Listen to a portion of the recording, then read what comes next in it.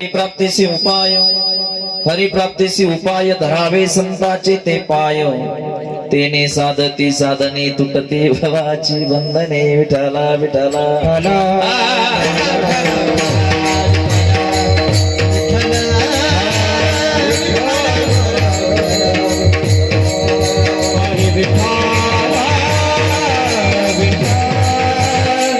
हरिप्राप्तीसी उपाय धरावे संताचे ते पाय, तेने साधती साधने तुटती भवाची बंधने. प्रस्तुत कीर्तन रूपी सेवेसाठी निवडलेला अभंग श्री संत सम्राट विश्ववंद्य महाराष्ट्र भूषण असणारे, नवे नवे अधिकार संपन्न असणारे, जे संतही आहे, श्रीमंतही आहे आणि शांत सुद्धा आहे, असे पैठण निवासी शांती ब्रह्म एकनाथ महाराजांचा उत्कृष्ट असा चारण चरणाचा माझ्या दादांनो साध्यापर्यंत जर पोहोचायचा असेल तर साधन सांगणारा अभंग सेवेसाठी निवडलेला आहे. विठला विठला विठला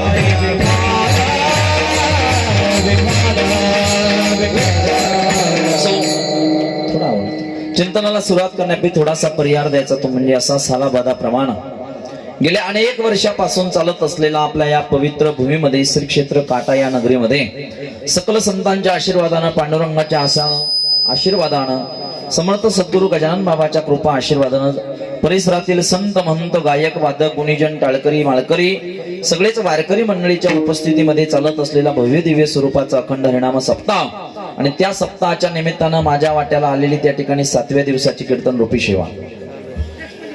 बरोबर आहे का पुरुष मंडळी? मला माहिती माझ्या गोळ्याने संपल्या, पण म्हटलं बघा झोपले का पंगत मोठी होती जरा, आहे का नाही. 6वा दिवस आहे आणि 6व्या दिवसाची कीर्तन रूपी सेवा माझ्यासारख्या पामराकडे आली. सगळ्याच मंडळी, गुरुजन मंडळीचं, गुरुबंधू मंडळीचं या ठिकाणी भेट झाली, आनंद वाटला. अतिशय सुंदर वातावरण आहे. खरं पाहिलं तर ज्यांच्यामुळे तुमच्यासारख्या कष्टकरी मायबापांचं दर्शन झालं, या ठिकाणी येण्याचा योग आला. आमचे संतोष दादा देशमुख महाराज, बरोबर ना, 2 वर्षापूर्वी त्यांनी मला कॉल केला होता, मागच्या वर्षी कॉल केला होता आणि या वर्षी ऋषी महाराजांच्या तर्फे त्यांनी कॉल केला आणि या दोघांमुळे या ठिकाणी येण्याचा योग आला आणि तुमच्यासारख्या कष्टकरी मायबापांचं दर्शन झालं. सगळीच कीर्तनासाठी उपस्थित त्या ठिकाणी महाराज मंडळे, प्रामुख्यानं आमचे ज्येष्ठ गुरु बंधू, महाराष्ट्रातील सुप्रसिद्ध कीर्तनकार, सुप्रसिद्ध कथाकार श्री हरिभक्तीपरायण केदार महाराज सरनाईक महाराजांच्या वाणीतून आपण त्या ठिकाणी श्रीमद भागवत कथा श्रवण करतायत. महाराजांसाठी एकदा जोरात टाळी वाजवा. त्यांचा मनाचा मोठेपणा त्या कथेसाठी बसलाच नाही तर कथाकार कीर्तनाला येत नाही महाराज, हे की नाही. पण त्यांचा मनाचा मोठेपणा आमचे ज्येष्ठ गुरुबंधू आहे, आमच्या भागाचं वैभव आहे, आपल्या भागाचं, आपल्या परिसराचं वैभव आहे. महाराज सुद्धा या ठिकाणी आला. भागवत कथेला येत असतात ना महिला मंडळी, तुम्ही सगळ्याजणी आलो पाहिजे. मरावं कसं हे त्या ठिकाणी आपल्याला भागवत कथा शिकवत असते आणि जगावं कसं हे आपल्याला रामकथा शिकवत असते. रामकथा ही बंधू प्रेमाची कथा आहे.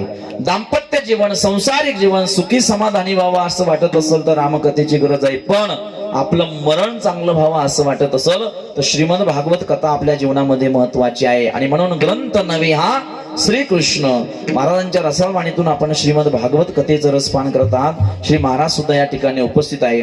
आमचे ज्येष्ठ गुरुबंधू श्री हरिभक्तीपरायण, आपल्या विदर्भाचं वैभव, मृदंगाचार्य, मृदंग अलंकार श्री हरिभक्तीपरायण आमचे संदीप दादा सुद्धा आहे. त्यांच्या चरणी विनम्र माता ठेवतो. दोन्ही बालगायक, म्हणजे लग्न झाले नाही ना अजून, दोन्ही बालगायक त्या ठिकाणी ते सुद्धा या ठिकाणी उपस्थित आहे. आमचे मंगेश दादा ते सुद्धा, महेश महाराज, इथं मवर शून्य दिलं म्हणून म्हटलं, महेश महाराज सुद्धा उपस्थित आहे आणि पवन महाराज सुद्धा उपस्थित आहे. विनेकरी बाबा, सगळीच मंडळी अतिशय अप्रतिम अशी श्रावण सिस्टीम आहे. दादांच्याही चरणी विनम्र माथा ठेवतो. आमचे दादा आहे, सगळीच मंडळी. बाबांनी मला कॉल केला. परिसरामधून आलेले सगळे गुणीजन, गायक, वादक, टाळकरी, गावातील मंडळी ज्यांचं आज त्या ठिकाणी अन्नदान होतं. काय सुंदर पंच पक्वान्नाचं भोजन महाराज, आहे की नाही. काय सोहळा तो, रांगोळी वगैरे. थकून आलो होतो बघा, पण इथं आल्यानंतर हे वातावरण बघितलं खरंच आणि थकवा निघून गेला. ज्यांचं आज अन्नदान होतं आणि ज्यांनी खऱ्या अर्थानं माझ्या कीर्तनाचं यजमानपद घेतलेलं आहे, गजानन महाराज सेवाधारी महिला मंडळ, आमच्या माता भगिनीसाठी एकदा जोरात टाळी वाजवा बघा. या सगळ्या माता भगिनींच्या वतीनं ज्या ठिकाणी आजच्या कीर्तनाचं यजमान आहे, संध्याकाळचे अन्नदाते आमचे किसनराव बाबाराव जाधव बाबा हे सुद्धा या ठिकाणी उपस्थित आहे. सकाळचे अन्नदाते रवींद्र बालासाहेब देशमुख हे सुद्धा जिथं असेल त्यांच्याही चरणी त्या ठिकाणी विनम्र माता ठेवतो. अन्नदाते मंडळी, कारण सगळ्यांच्या सहकार्यानं हे धर्मकार्य चालत असतात ना. त्या एकल्याचा नवे खेळ म्हणून मेळ मिळविला. सगळ्यांच्या सहकार्यानं हे धर्म कार्य टिकत असतं आणि हे चालू झालं पाहिजे. तरुण मंडळी सुद्धा माझी ज्येष्ठ श्रेष्ठ या ठिकाणी भरपूर संख्येनं बसलेली आहे. तुमचंही समाधान होईल. कीर्तनाच्या शेवटी लक्ष देऊन ऐका. फक्त सर्वांगाचे कान करून कीर्तन ऐका. विठाला विठाला विठाला.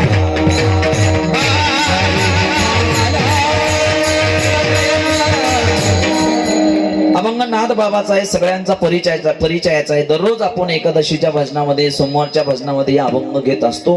आणि अभंग म्हणून नाथ बाबा तुम्हा आम्हाला साध्यापर्यंत जायचं अत्यंत साधन सांगता. सर्वांगाचे कान करून कीर्तन ऐका. दोन्ही विनेकरी त्यांच्या चरणी विनम्र माता ठेवतो. विनेकरी बाबा गावातलेचे का? हा, दोन्ही परगावचे का? वा, त्यांच्याही चरणी विनम्र माता ठेवतो. सगळीच तरुण मंडळी, आता सगळ्याचे नावं मला काही माहिती नाही बरं का, क्षमा असू द्यावी. कारण तुमच्या गावामध्ये मी पहिल्यांदाच आलोय. सगळ्यांचे नाव मला काही परिचयाचे नाही बरं का तरुण मंडळी. आणि तुमचे नाव घ्यायला मी काही तुमची बायको नाही, आहे का नाही सर? घेईन आता ज्यांचे लग्न झाले ते आला सण म्हणे महिलाचा कोणता तरी आता 14 जानेवारीला. हा, असो, सगळीच मंडळी उपस्थित आहे. सर्वांगाचे कान करून कीर्तन ऐका. माझ्या दादांनो, एवढा मोठा खर्च आहे आपण करतोय. काय असतं, कथा कीर्तन श्रवण करण्यासाठी माणसाच्या मनाची एकाग्रता महत्वाची आहे. आपण जर देहरूपाने या ठिकाणी बसत असेल, आपलं मन या ठिकाणी जर स्थिर नसेल, तर असे किती जरी सप्ताह केले आणि किती जरी कीर्तन ऐकले तर आपल्यामध्ये बदल होणार नाही. म्हणून परमार्थिक कार्य हे मनानं करायचं असतं, मनाच्या आनंदासाठी करायचं असतं. म्हणून सर्वांगाचे कान करून कीर्तन ऐका. कारण महाराज म्हणतात, त्रिवेणी संगमी नाना तीर्थे भ्रमीन, चित्त नाही नामी तरी ती व्यर्थ. असं व्हायला नको. एवढा मोठा खर्च आपला काहीतरी कारणे लागला पाहिजे. एक वाक्य बोलू का? आमच्यासारखे महाराज लोक श्रीमंत करण्यासाठी सत्य करू नका. कीर्तन आणि सत्य करून आपल्या गावामध्ये आणि आपल्यामध्ये बदल झाला पाहिजे. विठाला विठाला विठाला.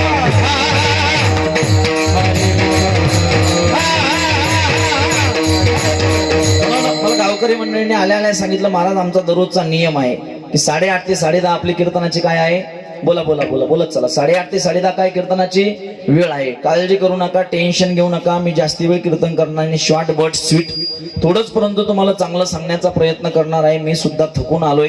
8:30 ते 10:30 कीर्तनाची वेळ आहे. महिला मंडळी आपली 8:30 ते 10:30 कीर्तनाची वेळ आहे. म्हणून सिट्टी बी वाजू देऊ नका. 1 तास राहिलंय. 8:30 ते 10:30 कीर्तनाची वेळेत 10-10:30 वाजता तुम्हाला गोदडी हॉस्पिटलमध्ये भरती करणं माझं काम. माहिती ना गोदडी हॉस्पिटल? थंडीचे दिवस म्हणून सांगितलं. फक्त सर्वांगाचे कान करून कीर्तन ऐका. नाथ बाबा तुम्हा आम्हाला सांगतात, तुम्हाला जर साध्यापर्यंत पोहोचायचं असेल तर माणसाच्या जीवनामध्ये साधन महत्वाचं आहे. भगवान परमात्म्यानं अनमोल किमतीचा नरदेह दिला. भगवान परमात्म्याची प्राप्ती करून घेणं हे माणसाचं आद्य कर्तव्य आहे आणि साध्य आहे. आणि साध्यापर्यंत पोहोचायचं असेल तर माणसाच्या जीवनामध्ये साधन आहे. लक्ष देऊन ऐका, साधन महत्वाचं आहे. आता चिखलीवरनं कथा करून मी या ठिकाणी आलो. 2 तास माझं कीर्तन करणं, तुम्ही दिलेली सेवा त्या ठिकाणी मला पार पाडणं हे माझ्या जीवनातलं आजचं साध्य आहे. पण त्या ड्रायव्हरच्या आणि गाडीच्या माध्यमातून मी या ठिकाणी आलो, ते माझ्या जीवनातलं काय आहे? साधन आहे. तसे श्री महाराज म्हणतात, माझ्या दादांनो, तुम्हा आम्हाला जर भगवंताची प्राप्ती व्हावी असं वाटत असेल, देवाची प्राप्ती व्हावी असं वाटत असेल, तर आपल्या जीवनामध्ये सुद्धा संत रूपी साधन महत्वाचं आहे. सज्जनांनो, मायबाप आहोत, जर संताकडे न जाता, साधन जवळ न जाता डायरेक्ट जर साध्यापर्यंत जाण्याचा प्रयत्न केला, भगवान परमात्म्याकडे जाण्याचा प्रयत्न केला, संताकडे न जाता, तर भगवान परमात्मा आपला स्वीकार करत नाही. ऐका, माझ्या माऊलीकडे आळंदीला न जाता डायरेक्ट जर तुम्ही पंढरपूरला भगवान परमात्म्याकडे गेला तर देव आपला स्वीकार करत नाही. देवला तुकोबारायाकडे न जाता डायरेक्ट पंढरपूरला गेला तर भगवान परमात्मा आपला स्वीकार करत नाही. पैठणला शांतीप्रम एकनाथ बाबांकडे न जाता डायरेक्ट पंढरपूरला गेला तर भगवान परमात्मा आपला स्वीकार करत नाही. शेगावणे श्री गजानन बाबाच्या दर्शनासाठी न जाता डायरेक्ट पंढरपूरला गेला तर भगवान परमात्मा आपला स्वीकार करत नाही. त्याचं कारण आहे, डायरेक्ट जर देवाकडे गेला तर देव आपला स्वीकार करत नाही. त्याचं कारण आहे, देव म्हणजे तुमचा माझा बाप आहे. बोलत चला, देव म्हणजे तुमचा आमचा कोण आहे? बाप आहे. आणि संत म्हणजे तुमची आमची आई आहे. कोण आहे? बोलत चला, मला बोलून चालून कीर्तन करण्याची सवय. हा, भगवान परमात्मा म्हणजे आपला वडील म्हणजे बाप आहे, आणि संत म्हणजे तुमची माझी आई आहे. आणि देवाचे आणि संताचे आपण लेकर आहो. महिला मंडळी, कोण आहो? देवाचे आणि संताचे कोण आहो? आपण लेकर आहो. पण आपण घाणीनं भरलेलो आहो. कशानं भरलेलो हो पुरुष मंडळी? घाणीनं. तुम्ही म्हणसाल, महाराज असं कसलं चुकीचं बोलताय तुम्ही? आम्ही तर सुंदर कपडे घालून आलो, सेंट मारून आलो, घमघम वासे सेंटचा, आणि असं कसं तुम्ही चुकीचं बोलता? नाही महाराज, आपण तुम्ही आम्ही बाह्य रंगानं जरी सजलो, नटलो, थटलो, तरी माझ्यासह तुमचं आमचं अंतःकरण हे मलिन झालेलं आहे. काम, क्रोध, लोभ, विषय, मत्सर, एकमेकांची टिंगल, मोठा व्हायला लागला, खाली पडणं, या घाणीनं आपण काय झालेलो आहो, भरलेलो आहो. आणि जोपर्यंत संत रूपी आई आपल्या जीवनामध्ये येऊन ही घाण बाहेर काढत नाही, तोपर्यंत विटेवरला भगवान परमात्मा आपला स्वीकार करत नाही. संताची आणि देवाची तुम्ही आम्ही लेकर आहो बघा, पण आपण घाणीनं भरलो आहो. घाण घेऊन बापाकडे जाल तर बाप आपला स्वीकार करतो का? तुमच्या घरातलं उदाहरण पटवून देतो. देवाकडे जाण्याच्या अगोदर का संताकडे जायचं? भजन करा, सांगतो विठाला विठाला.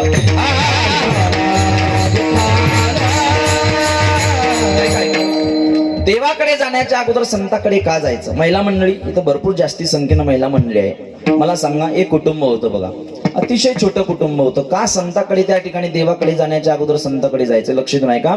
छोटं कुटुंब होतं, बिचारी वारकरी होता, घरातला मुख्य पुरुष. सकाळी उठायचा 4 वाजता, पांडुरंगाचं भजनासाठी, काकडा भजनासाठी जायचा.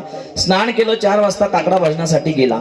छोटं कुटुंब होतं. एक 4 वर्षाचा त्यांना मुलगा होता. आणि त्या माणसाची पत्नी सुद्धा सकाळी 6 वाजता उठली. काय महिला मंडळीचं काम असेल, किचन रूम मध्ये भांडे वगैरे ती घासू लागली. त्या मुलाचे 4 वर्षाच्या मुलाचे वडील काकडा भजनासाठी गेले आणि त्या मुलाची आई किचन रूम मध्ये काम करत होती. ऐका. आणि तेवढ्यामध्ये तो 4 वर्षाचा मुलगा झोपेतून उठला. महिला मंडळी कशातून उठला? झोपेतून उठला. आणि त्या दिवशी तो मुलगा आईकडे न जाता, लक्ष देऊन ऐका, माझ्या अभंगाशी मला हा त्या ठिकाणी दृष्टांत जोडायचा आहे, लक्ष देऊन ऐका, तेव्हा कळलं. त्या दिवशी तो मुलगा आईकडे किचन रूम मध्ये न जाता त्या दिवशी सकाळी उठला आणि ओट्यावर बाहेर येऊन उभा राहिला. आता मला सांगा महिला मंडळी, सकाळी घरातले लहान मुलं जर झोपेतून उठले तर ते स्वच्छ असतात का? माहिती नाही. घाणीनं भरलेले, गंगा यमुना नाकातून वाहतात, माश्या गणगण करतात, सगळी बागायती खाली आणलेली, आणि ते घाणीनं भरलेलं मुलगं, माश्या गणगण सगळ्या, आणि ओट्यावर येऊन उभं राहिलं. आईला माहित नाही, माझं सोनं, माझा पिलू, नवीन शब्द आता हे पिलू, माझा पिलू उठला, माझं बाळ उठलं. आणि तेवढ्यामध्ये त्या ठिकाणी आई आपलं कामामध्ये मग्न आहे. आणि तेवढ्यामध्ये तो मुलगा घराच्या बाहेर ओट्यावर येऊन उभा राहिला. आणि तेवढ्यामध्ये त्याचे वडील काकडा भजन आठवून घरी येत होते. असं त्या मुलाची नजर त्याच्या वडिलाकडे गेली, बापाकडे गेली. बाप म्हणजे देव, संत म्हणजे आई. आणि देवाचे आणि संताचे आपण लेकर, हे विसरू नका. तेवढ्यामध्ये त्या ठिकाणी तो मुलगा घाणीनं भरलेला होता. ऐका. बापाला दूरवरून त्या मुलानं हाका मारली. आणि हाका मारल्यानंतर बापही जवळ आला. बापाला जोरात तो मुलगा ओरडतो, आवाज देतो, पप्पा, ओ बाबा, मला घ्या, मला घ्या, मला घ्या. बापालाही वाटलं सकाळी माझ्या मुलाची माझी भेट होती, माझ्या पिलूची माझी भेट होती. तेवढ्यामुळे बाप जवळ आला आणि त्या मुलाला उचलून घेणार. तेवढ्यामध्ये बापाला तो मुलगा कशानं भरलेला दिसला? बोला बोला बोला बोला. कशानं भरलेला दिसला? घाणीनं भरलेला दिसला. ऐक नाही, घाण सगळी, माश्या, सगळं अंग भरलेलं. तेवढ्यामध्ये बापानं हात पुढे केलेले, हात मागे काढले. बाप त्या मुलाला म्हणतो, मला सांगा महिला मंडळी, बाप जर मुलावर रागवला तर मुलगा कडे पळत जातो माझ्या मावशीकडे का आजीकडे? तुम्हाला मुलं नाही का? नसेल तर मला वटीत घ्या, तुमची संपत्ती द्या माझ्या नावाची करून, तुम्ही जा महाराजा संग दिंडीत. मुलं आहे ना तुम्हाला? मुलगा जर घाणीनं भरलेला असेल, बाप जर त्याच्यावर रागवला तर मुलगा कुणाकडे पळत जातो? विको कमी करा. कुणाकडे जातो? बोला, जोरात बोला. कुणाकडे? आईकडे. मग तो मुलगा, बाप रागवला, घाणीनं भरलेला होता, बाप रागवला, रडत रडत रडत रडत आईकडे गेला. आई किचन रूम मध्ये काम करत होती. ए मम्मा, ए आई, ए मा, माझे बाबा माझ्यावर रागवले, मला त्यांनी घेतलं नाही. मला सांगा महिला मंडळी, आई म्हणते का बरं, बाळा तुझी घाण मी सुद्धा स्वच्छ करत नाही, तुझ्या वडिलाकडे जा, असं म्हणते का आई? नाही. असं म्हणते ती आईच नाही. आईनं हातातलं काम टाकून दिलं. दादा हातातलं काम टाकलं, गरम गरम पाणी केलं, जॉन्सन बेबी साबणानं, डव साबणानं सुंदर त्या मुलाला त्या ठिकाणी स्वच्छ केलं.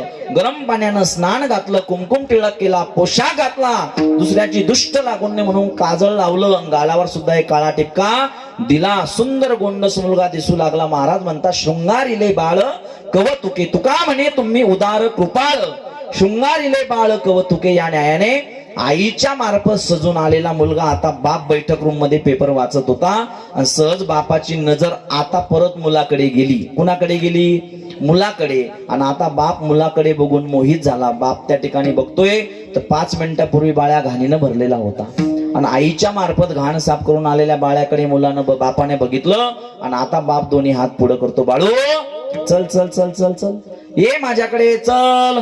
आता बाळू म्हणतो आता मी येणार.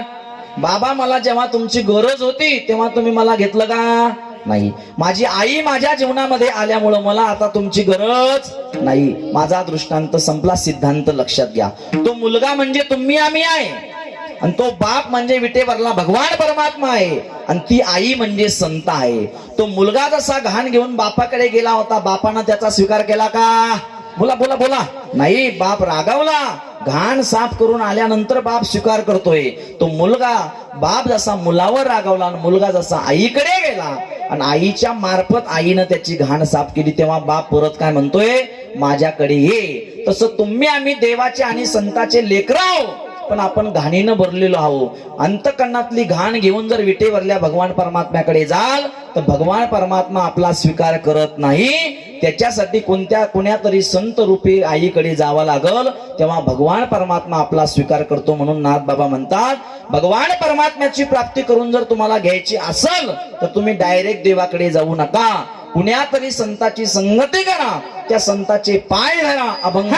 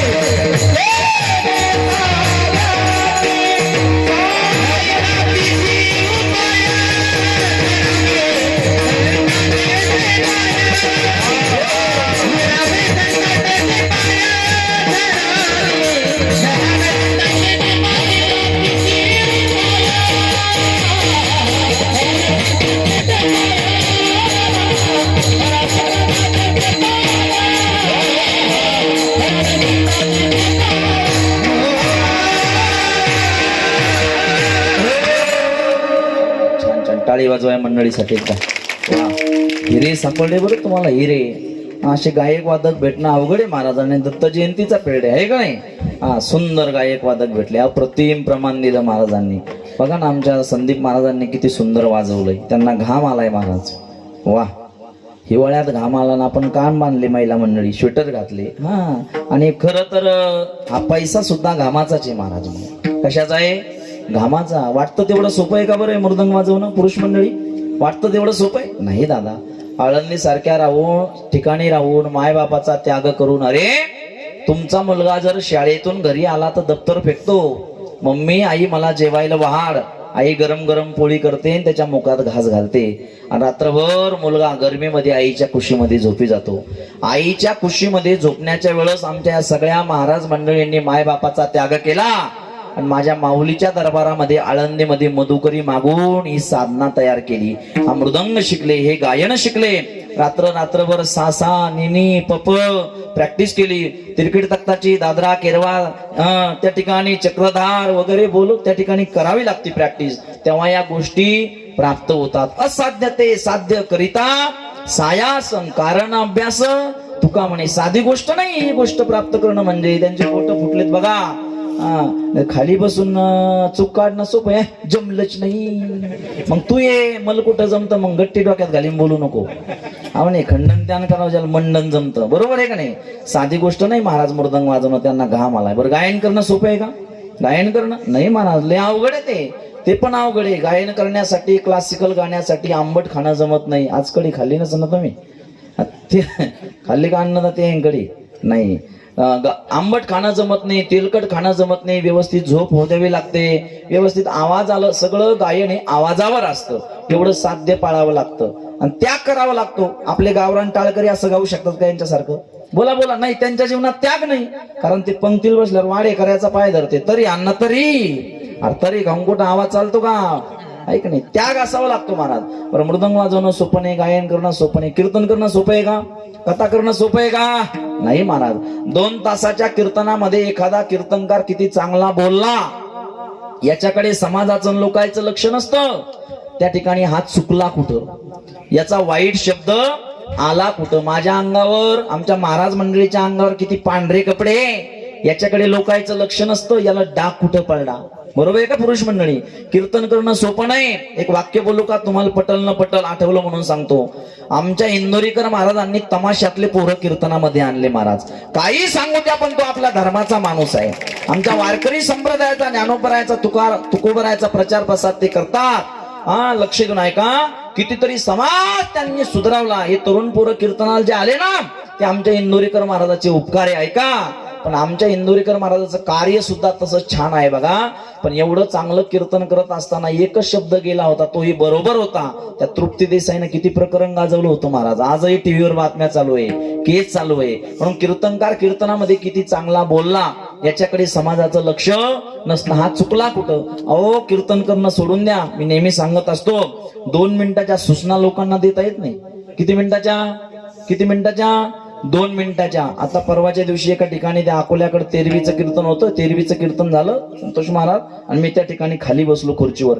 एक जण आला, सुटाबुटातला, वीण वगैरे केली होती, वजनदार, आणि आल्यानंतर माझ्या समोरचा माई घेतला आणि तो आभार प्रदर्शन करू लागला. आज आपल्या गावामध्ये सतीश महाराज डोईपोडे, जागदरी, शिंदखेड राजा यांनी सुंदर प्रकारे कीर्तन रूपी सेवा पार पाडल्याबद्दल समस्त ग्रामस्थ मंडळीच्या वतीनं मी सतीश महाराजांना भावपूर्ण श्रद्धांजली वाटून याच ठिकाणी थांबतो. म्हटलं, माईकच डोक्यात घालेल, मी जिवंत आहे ना. अजूनही काही कळालं नाही. ज्याला कळालं नाही त्याला कळालं नाही, धन्यवाद आहे त्याला. आणि ज्याला कळालं नाही त्यानं काल्याच्या दिवशी, परवा दिवशी कच्चन महाप्रसाद घेतल्याशिवाय जाऊ नका. विठाला विठाला विठाला.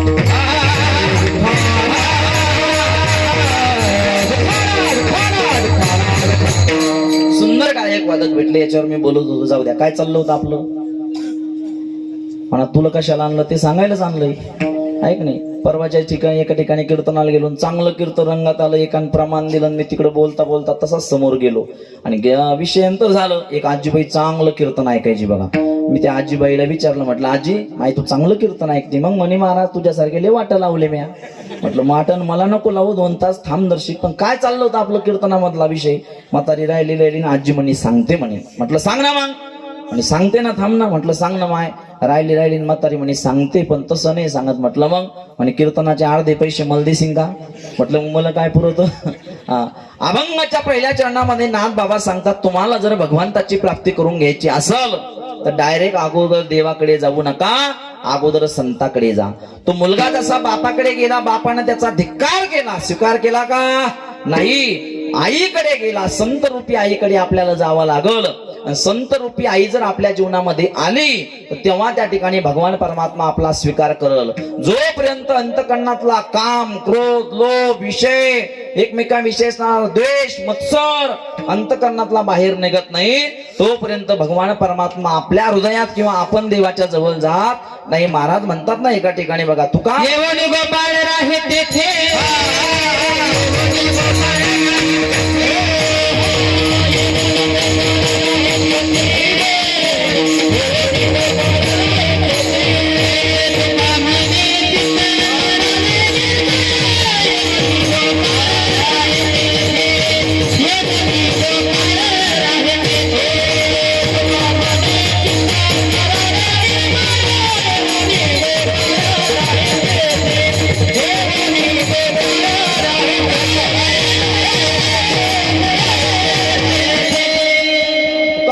चित्त करारे निर्मळ आणि येवनी गोपाळ राहे तेथे. चित्त निर्मळ असावं लागतं. अंतकरणातला काम, क्रोध घालण्याचं काम संत रूपी आई करीत असते.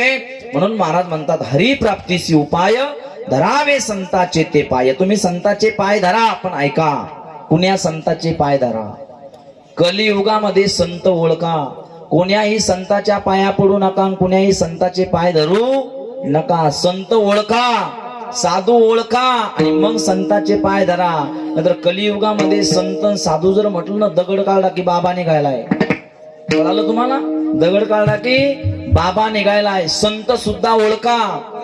तुम्ही आम्ही साधी भोळी माणसं कुणालाही साधू समजतो आणि कुणालाही संत समजतो. नाथ बाबांनी सांगितलंय, संताचे पाय धरा. पाय धरा म्हणजे त्यांचे पाय पकडून ठेवायचे का? पाय या शब्दाचा अर्थ आहे ज्ञान. त्यांच्या ज्ञानावर विश्वास ठेवा. कलियुगामध्ये संत कोण? ऐका, कुण्या संताच्या नादी लागू नका. माझे ज्ञानोबाराची ज्ञानेश्वरी म्हणजे ज्ञानोबाराय आहे, आणि तुकोबरायाचा गाथा म्हणजेच तुकोबराय आहे. त्यांच्या अभंगाची संगती करा, त्यांच्या ओव्याची संगती करा. भगवान परमात्म्याची प्राप्ती झाल्याशिवाय राहणार नाही. संत ओळखता आले पाहिजे दादा आपल्याला. आपण कुणालाही संत समजतो, कुणालाही संत समजतो. खरं सांगू तुम्हाला, तुम्ही रामकथा ऐकलेली असेल. अरे, ज्या सीतामातेचं आयुष्य प्रभू रामचंद्राच्या सानिध्यामध्ये गेलं, त्या जानकीला, त्या सीतामातेला सुद्धा खरा साधू खोटा साधू ओळखता आला नाही. खरा साधू आहे लक्ष्मण भैया पंचवटीमध्ये. त्या लक्ष्मण भैयाला पाप लावते सीतामाता. काय? ज्या लक्ष्मण भैयाचं जीवन एवढं पवित्र आहे रे, माझ्या लखन भैयाचं. ज्या लक्ष्मण भैयानं 14 वर्षाच्या वनवासामध्ये जानकी मातेचं तोंड सुद्धा बघितलं नव्हतं, नेहमी लक्ष पायाकडे, चरणाकडे राहायचं. त्या लक्ष्मण भैयाला जानकी माता म्हणते, तुमचे भाऊ हरिणाच्या पाठीमागे गेले, धावा वाचवा, धावा वाचवा, आवाज येतोय. मग तुम्ही सुद्धा तुमच्या भावाला वाचवण्यासाठी गेलो पाहिजे. लक्ष्मण भैया म्हणतो, बाबी माझ्या दादाच्या हातामध्ये आहे, कुणावर संकट आणायचं आणि कुणाचं संकट निवारण करायचं. त्या माझ्या दादावर संकट येऊ शकत नाही. नको ते बोलती. जानकी माता म्हणते, तुम्ही तुमच्या भावाला वाचवण्यासाठी गेलो पाहिजे. ऐकत नाही लक्ष्मण भैया. काय बोलते दादा जानकी माता? जानकी माता म्हणते, लक्ष्मणजी तुम्हाला असं वाटतं का की माझा पती मरण पावावा आणि मी तुमच्या सोबत विवाह करावा, मी तुमच्या सोबत लग्न करावं, ही आशा धरून, ही अभिलाषा धरून तुम्ही वनामध्ये आलात का? माझा अभिलाष धरूनही म्हणी तू वनासी आला सेवकोनी, रामे राज्ये वक्षिलिया वनी तू मज पत्नी करू पासी. नाथ बाबा भावार्थ रामायणामध्ये लिहितात. काय बोलते दादा जानकी माता? नाव इलाज होतो. खरा आहे साधू आहे कोण? लक्ष्मण भैया. नाव इलाज होतो. प्रभू रामचंद्राकडे निघून जातात आणि आता राजा रावण खोटा साधू आहे. बरोबर आहे? राक्षस आहे, खोटा साधू आहे. संन्याशाचे कपडे धारण करतो, भगवी वस्त्र आहे, रुद्राक्षाच्या माळा आहे आणि भिक्षाम देही मा म्हणतो. तर लक्ष देऊन ऐका, जगाच्या मालकाच्या सानिध्यामध्ये जिचं आयुष्य गेलं, तिला सुद्धा साधू खरा आणि खोटा ओळखला नाही. खरा साधू लक्ष्मण, त्याला पाप लावलं. खोटा साधू आहे राजा रावण, त्याच्यावर विश्वास ठेवला. परिणाम, राजा रावणाच्या लंका नगरीमध्ये काही दिवस राहावं लागलं. म्हणून संत ओळखा. बहुरूपी धरे संन्यासाचा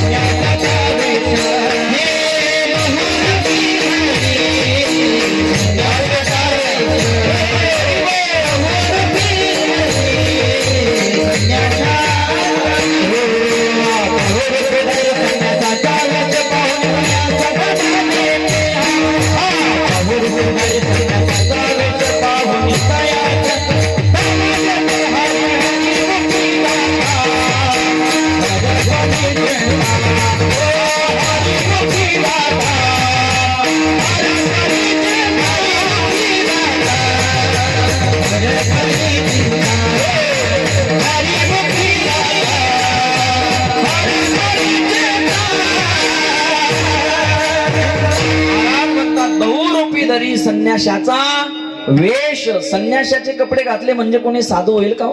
बोला.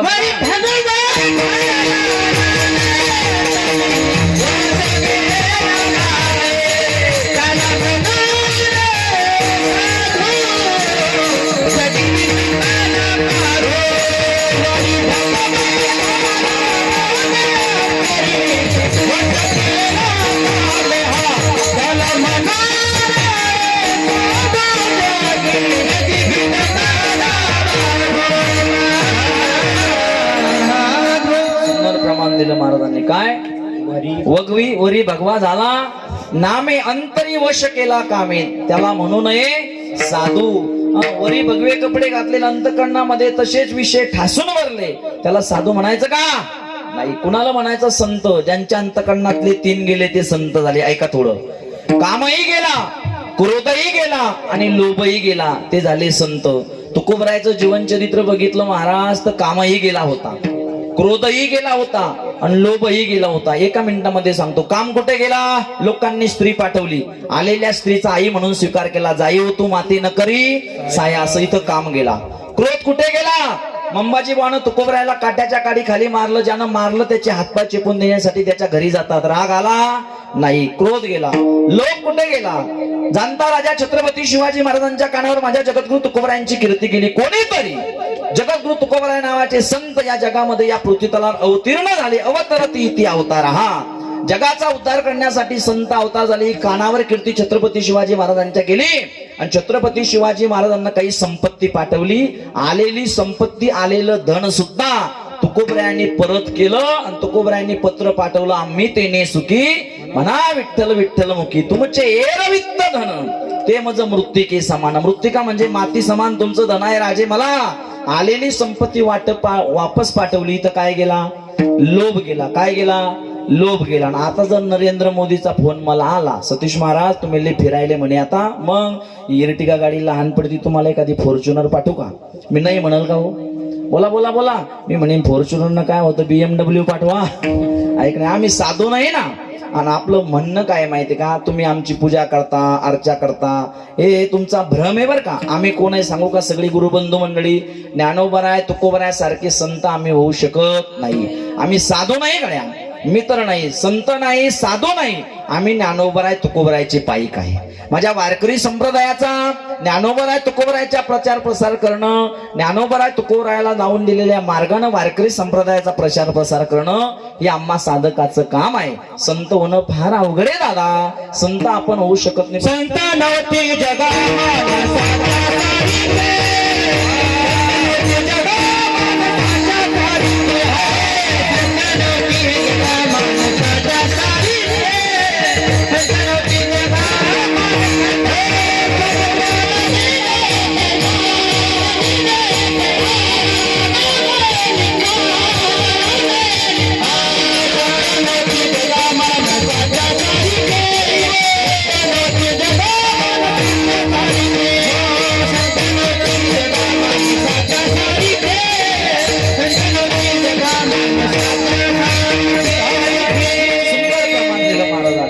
संतनवती जगा मान सात्यासारखे. ऐका, समुद्र नदी नव्हे पाहिगा. काय पुढं? पाषाण म्हणून हे लिंगा आणि संत नवती जगा मान सात्यासारखे. समुद्र नदी नव्हे पाहिगा. किती नद्या एकत्र आल्या म्हणजे समुद्राची बराबरी होईल बाबा? बोला बोला बोला. किती नद्या एकत्र आल्या म्हणजे समुद्राची बराबरी होईल? नाही. समुद्र नदी नव्हे पाहिगा. पाषाण म्हणून हे लिंगा. पाषाण म्हणजे एक बाई बाजारामध्ये गेली आणि 5 रुपयाची महादेवाची पिंड आणली. बाई बाजारामध्ये गेली, यात्रेमध्ये गेली, 5 रुपयाची महादेवाची पिंड आणली. घरी पिंड आणली, पिशवीतून काढली, तुळशीच्या आळ्यामध्ये ठेवली. तिचेच मालक घराचं काम चालू होतं, बाजारामध्ये गेले, 5,000 रुपये बराचची फरची आणली. 5,000 रुपये बराचची फरची आणलेली संडास बाथरूम मध्ये बसवली. पण बाईनं 5 रुपयाच्या महादेवाची पिंड आणली, तुळशीच्या आळ्यामध्ये ठेवली. सांगा, 5,000 रुपये बराचच्या फरशीची पूजा होते का 5 रुपयाच्या महादेवाची पिंड होते? बोला बोला बोला. म्हणून पाषाण म्हणू नये लिंगा आणि संत नवती जगा मानस त्यासारखे. ऐका, दिसायला जरी म्हणजे नाथ बाबा त्या ठिकाणी गजानन बाबा, ज्ञानोबराय तुकोबराय, नाथ महाराज, भन्नास महाराज तुमच्या माझ्यासारखे जरी दिसत असल, पण त्यांचं अंतःकरण हे वेगळं होतं. त्यांच्यामध्ये आणि आमच्यामध्ये भरपूर फरक आहे. आम्ही संत नाही, आम्ही साधू नाही, आम्ही ज्ञानोबराय तुकोबरायचा प्रचार प्रसार करणारी महाराज मंडळी वारकरी आहे. ज्ञानोबराय तुकोबरायला दावून दिलेल्या मार्गाने चालणं आमचं काम आहे. तुम्ही आम्हाला संत समजता. एका गावी माझी कथा होती, लक्ष देऊन ऐका. कथेची आरती झाली रामकथेची. तुम्ही आम्हाला संत समजता, संत ओळखता आले पाहिजे. ऐका, लक्ष देऊन ऐका थोडं. 4G 5G तरुण मंडळी. आणि कथा संपली. कथा संपल्यानंतर त्या ठिकाणी त्या गावामध्ये एक आजीबाई आली. मला त्या आजीबाईनं घरी चहा घ्यायला नेलं. पण नेमकं त्या घरी चहा घ्यायला नेलं संदीप दादा, त्या म्हातारीचा मुलगाच माझा वर्गमित्र निघाला.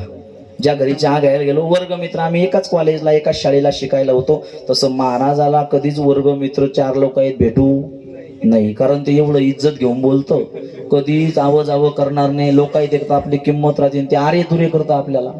अजिबात भेटू नये महाराज. आमच्या लोणारमध्ये एक वजन गाव नावाचं गाव आहे. भगवान बाबा पुण्यतिथीला 9 वर्षापासून माझं त्याचं नियोजन आणि सप्ताह असतो फार मोठा, आणि काल्याचं कीर्तन माझ्याकडेच असतं. आणि काल्याच्या कीर्तनात 2-3 हजार लोक, 12-13 हजार लोक संख्येचं गाव. वर्गमित्र भेटू नये, लक्ष्मी मैत्रीनं भेटू नये, मित्रही भेटू नये. आणि काल्याच्या कीर्तनात मी सांगितलं त्या ठिकाणी केदार महाराज म्हटलं त्या ठिकाणी भगवान श्रीकृष्णानं चोऱ्या केल्या तर चालत्या, पण आपण चोरी करू नये. चोरी केली तर काय लागतं? पाप लागतं. बरोबर आहे.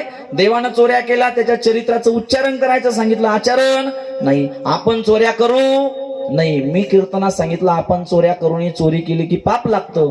पण मी जे सांगत होतो त्याच गावात माझ्या गावातली मुलगी दिलेली होती लग्न होऊन, साऊंड सिस्टीम वाली भाऊ. आणि ती मुलगी मी बरोबर 1ली पासून 10वी पर्यंत शाळेत होतो. आणि मी कीर्तनात सांगितलं चोरी करू नये, चोरी करणं पाप आहे. 2-3 हजार लोकांमध्ये पोरगी उठली, माझ्याजवळ आली, मला म्हणे का रे सत्या, माझ्या गावात येऊन सांगतो चोरी करू नये, आणि दुसरीत माझा कंपास कोण चोरला होता.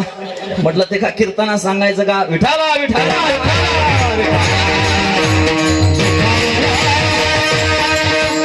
संत कुणाला म्हणावं ऐका. ते वर्ग मित्र भेटल्यानंतर घरी चहा पाणी वगैरे सगळं झालं, आणि त्याने माझे कपडे वगैरे बदल्यानंतर त्याला वाटलं हा साधूच झालाय, संतच झालाय. नेमकं कोरोनामध्ये त्याचं लग्न झालं होतं. तो घरामध्ये गेला, पत्नीला बोलवलं, कुमकुम तिलकाचं तांड आणलं, माझी पूजा केली, 500 रुपये दक्षिणा दिली, दर्शन घेतलं, 500 रुपये दक्षिणा दिली.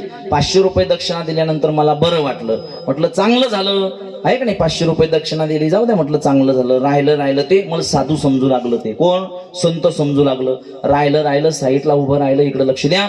मला म्हणे महाराज ही आपली धर्मपत्नी म्हणे. काय म्हटलं ते? धर्मपत्नी. म्हटलं चांगली गोष्ट आहे, मला लग्नाला बोलवलं नाही म्हणे. बोलवायचं होतं पण कोरोनामध्ये झालं म्हणे, येड्या बाबळी खाली आहे की नाही, शॉर्टकट लग्न झाले ना त्या टायमात. बरं म्हटलं जाऊ दे झालं ना. हो डबल राहिलं म्हणे महाराज ही आपली धर्मपत्नी. म्हटलं कितीदा सांगतो, आता सांगितलं नाही एकदा, पण ऐका ना म्हणे, तुम्हाला घरी कशासाठी आणलं, 500 रुपये दक्षिणा कशासाठी दिली. म्हटलं सांग ना. म्हणे धर्मपत्नी आहे पण ही गरोदर आहे म्हणे. काय म्हटलं ते? गरोदर आहे. म्हटलं चांगली गोष्ट, एखादा मुलगा वगैरे झाला तर माझी संस्था आहे वारकरी शिक्षण संस्था, टाक म्हणलं, वारकरी होईल. नाही महाराज त्यासाठीच तर तुम्हाला घरी आणलं, तुम्ही पुत्रकामेष्टी यज्ञ करता, रामायणामध्ये सांगता ओरडू लोकायला, तुम्ही संतन साधून. म्हटलं मग?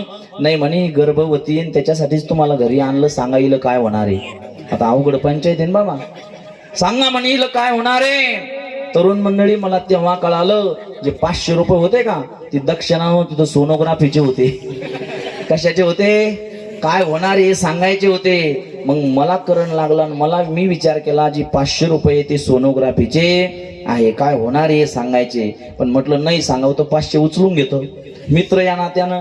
पण 500 रुपयासाठी मी धाडस केलं बा. आता मी 12 गावचं पाणी पिलेला महाराज, माझ्या दिसण्यावर जाऊ नका तुम्ही. आम्ही लोक आम्हाला माणूस चेहऱ्याहून सांगतो आम्ही कोणता माणूस काय क्वालिटीचा आहे म्हणून. आणि मी विचार केला नाही सांगावं तर 500 उचलून घेतो. मी 500 रुपयासाठी धाडस केलं बा. म्हटलं 100% तुझ्या पत्नीला मुलगा होणार. काय म्हटलं? मुलगा होणार. ते माझ्यापेक्षा पुढचं होतं. ते म्हणे नाही मुलगा झाला तर. म्हटलं मुलगी होणार. मुलगा नाही तर मुलगीच होणार ना. हसू नका. चुकीच्या माणसाला आपण संत समजतो बघा. आणि मला जर कळालं असतं कोण्या माय माऊलीला काय होणार, मी कशाला आवाज बसेपर्यंत कथा कीर्तन करत फिरलो असतो. आमच्या जागदरीला एक शंकर बाबा मुंडे नावाचे जुने संत होऊन गेले. एका जाग्यावर बसून धंदा चालू केला असता. या नारळ 200, या नारळ 200 रुपये पोरग, नारळ 200 रुपये पोरग, नारळ 200 रुपये पोरग. इकडं नाही का कोणती म्हातारी निघली होती मी पोटावून हात फिरवायची आणि पोरग व्हायचं आहे का नाही. चुकीच्या माणसाला आपण काय समजतो? बोला बोला बोला. काय समजतो? संत समजतो. ऐका. आणि तो चुकीचा संत जेलामध्ये गेला, त्याचे प्रकरण काही उघडकीस आले तर त्याच्या संगतीतला वेळही वाया गेलेला असतो आणि आपला खर्चही झालेला असतो. म्हणून ज्याची संगत करायची, जो गुरु करायचा तो अगोदर तपासा. विठाला विठाला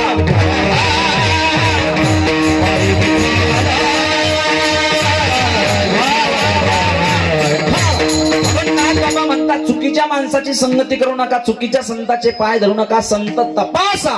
आणि अशा ओरिजिनल संताचे जर तुम्ही पाय धरले तर त्या ठिकाणी तुम्हाला काय होईल? भगवंताची प्राप्ती होईल. म्हणून हरिप्राप्तीशी उपाय धरावे संताचे ते पाय, संताचे पाय धरा. तसं तर संताचे पाय धरल्यापेक्षा महाराज म्हणतात आपणच संतासारखं जीवन जगलं पाहिजे. महाराज भगवान परमात्म्यानं अनमोल किमतीचा नरदेव देवानं तुम्हा आम्हाला दिला ना, माणसानं तर देव झालं पाहिजे. बघा काय झालं पाहिजे, बोला बोला काय झालं पाहिजे, देव. पण आपण देव होत नाही, आपण नवरदेव होतो. 22व्या आणि 23व्या वर्षीच तयारीला लागतो. देव झालं पाहिजे. महाराज म्हणतात नरदेह निधान लागले हाती, उत्तम सार उत्तम गती, देवची हो म्हणती तरी का चित्ती न धरावा. देव झालं पाहिजे, पण आपण देव होऊ शकत नाही. चला संत तरी झालं पाहिजे माणसानं. काय झालं पाहिजे, संत. पण संत होणं एवढी सोपी का पुरुष मंडळी गोष्ट? संत होणं, चला तुकोबरायकडे. तुकोबराय घोराड्यावर, भामचंद्रावर, भंडाऱ्यावर कितीतरी कोटीची तुमचे मंदिर चालू आहे. आमचे सुद्धा मंदिर झाले पाहिजे, आम्हाला संत व्हायचंय. तुकोबराय म्हणतात तुम्ही कलियुगामध्ये संत होऊ शकत नाही. संत होणं हे फक्त तुम्ही कानानं ऐका. तुकाराम महाराज तर फार परकड सांगतात बघा, लक्ष देऊन ऐका, थोडं लक्ष देऊन ऐका. तुकाराम महाराज म्हणतात कलियुगामध्ये तुम्ही संत होऊ शकत नाही. आम्ही जसा परमार्थ केला, आम्ही त्या पदापर्यंत गेलो, संत झालो, तसे तुम्ही होऊ शकत नाही. आमच्यासारखा परमार्थ करू शकत नाही. संत होणं तुम्ही कानानं ऐका. महाराज म्हणतात तुका म्हणे तुम्ही आई कारे कानी आणि आमुचे नाचणी नाचू नका. आम्ही जसे नाचलो तसा परमार्थ केला, तुकाराम महाराज म्हणतात तसे तुम्ही संत होऊ शकत नाही. तुकोबराय याही पुढे जाऊन सांगतात एखाद्या माणसाला जर इथं संत व्हायचं असेल, तुकाराम महाराज म्हणतात तुम्ही होऊ शकता. पण पहिली गोष्ट, एखाद्या वेळेस तुमची एकुलती एक बायको जरी वारली, बायको माहिती ना तुम्हाला, बायको कुणाला म्हणतात, बायको जी घरात आपल्याला खेळवते ती, हा बायको. पत्नी माहितीये का, पत्नी माहित नाही, बायको माहित नाही. वाईफ तिथं माहितीये ना, वाईफ. महाराज म्हणतात ती जरी वारली, मेली, गेली, तर महाराज म्हणतात तुम्हाला देवाला धन्यवाद द्यावे लागते. तुकोबरायाने दिले का नाही? बरे झाले देवा, निघाले दिवाळी, बरे या दुष्काळे, पिढा गेली. तुकोबरायाची पत्नी वारली, बायको वारली, तर म्हणतात बरं झालं, चांगलं झालं. हा तुकाराम महाराजाचा परमार्थ आहे. पुरुष मंडळी आपला परमार्थ न जाणो एवढ्या पुरुष मंडळीपैकी एखाद्या म्हाताऱ्याला घरी येऊन फोन आला, म्हातारी गेली, जाऊ नये काला होईपर्यंत, पण गेली तर म्हातारा कीर्तन ऐकलं का हो? बोला बोला बोला बोला नाही महाराज, हा आपला परमार्थ आहे. म्हणून बरं म्हाताऱ्यावर खरं प्रेम करते का? बायको नवऱ्यावर खरं प्रेम करते का? का माझ्या समोर सगळे संन्यासी ब्रह्मचारीच बसले काय? कुणाचेच लग्न झाले नाही. बायको खरं प्रेम करते का नवऱ्यावर? करते. किती वर्ष? नवीन 2 वर्ष. किती वर्ष बाबा? 2 वर्ष. लय माझ्या संसारामध्ये. पण संसारामधलं प्रेम जसं जसं माणसाचं वय वाढतं तसं तसं प्रेम कमी होतं. हा प्रत्येकाचा काय आहे? अनुभव आहे. माझे गुरुवर्य फार सुंदर सांगतात, पाठामध्ये सांगायचे पोरांना, किती श्रीमंत माणूस असू द्या, संसारिक, किती बंगला गाडी, फ्लॅट गाडी काही असू द्या, तो जसा जसा संसार करता करता त्याचं वय मोठं होतं, तशी तशी संसारातले लोक, घरातले लोक त्याची इज्जत कमी करतात. पण परमार्थामध्ये परमार्थ करणाऱ्या माणसाचं वय जसं जसं वाढतं तशी तशी त्याची किंमत आणि इज्जत सुद्धा वाढत असते. किती प्रेम करत नाही बायको, 2 वर्ष प्रेम करते नवीन. एकदा का 2 वर्षानंतर त्या मायमावलेली एखादा मुलगा झाला, एखादी मुलगी झाली की संसारातलं प्रेम कमी होतं का नाही? नवऱ्यावरलं, पतीवरलं कमी होतं, मुलाकडे जातं. बरोबर आहे? कुणाकडे जातं? मुलाकडे जातं. तो मुलगा मोठा झाला, नोकरीला लागला, आणि मुलाचं लग्न झालं, आणि मुलाला मुलगा झाला. मग म्हाताऱ्यावरलं सगळंच प्रेम कमी होतं. म्हातारीचं अर्ध प्रेम जातं नातवावर आणि अर्ध प्रेम जातं मुलावर. मग म्हाताऱ्याच्या कुत्र्याच्या भाकरी संगच मांडवावर होय म्हशीकर, तो डब्बा पार्सल येईन तिकडं. किती प्रेम करा बायकोवर, किती सुख दुःखाच्या गोष्टी सांगा, तीच बायको म्हातारपणामध्ये आपल्या मरणाची वाट बघते. बाईल म्हणे खरं आणि मरता तरी बरे, नाशी येले घर थुंकून या. ज्या पत्नीवर आपण आयुष्यभर प्रेम करतो, नको त्या सुख दुःखाच्या गोष्टी सांगतो, ती पत्नी सुद्धा म्हातारपणामध्ये आपल्या मरणाची वाट बघते. याचं नाव आहे संसार. विठाला विठाला.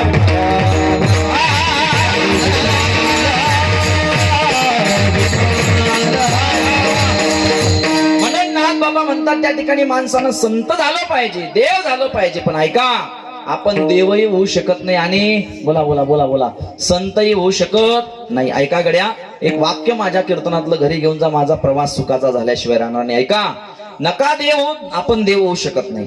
नाही संत होता आलं, संत होऊ नका, देव होऊ नका. पण एक सांगू का तुम्हाला, चांगला माणूस म्हणून जीवन जगा.